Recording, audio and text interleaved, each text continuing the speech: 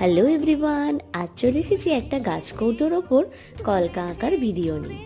আসলে আমার খুব কাছের এক বান্ধবীর বিয়ে, তো তারই জন্য প্রথমবার আমি এরকম গাছ কৌটোতে কলকা আঁকার ট্রাই করলাম। আর জানো তো, আমি এই গাছ কৌটোটা কিনেছিলাম আমার বাড়ির ওখানের একটা লোকাল দোকান থেকে।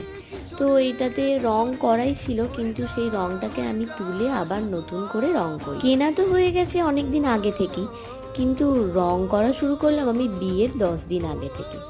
তো রীতিমতো তাড়াহুড়োতেই আমাকে সবটা করতে হয়েছিল। তারই মধ্যে কি কম্বিনেশন করব ভেবেই পাচ্ছিলাম না। তারপরেই মাথায় এলো এরকম একটা লাল হলুদ সাদা দিয়ে কালারটা চাপাই। তো ওদের দুজনের ডাক নাম এখানে লিখেছিলাম মোম আর রাজা। আর কলকার ডিজাইনটাও খুব সিম্পল রাখার চেষ্টা করেছিলাম। তো এই হলো গাছকৌটোটার ফাইনাল লুক। কেমন হয়েছে অবশ্যই জানিও কিন্তু তোমরা। আর হ্যাঁ, আমার বান্ধবী কিন্তু এটা খুব পছন্দ হয়েছে।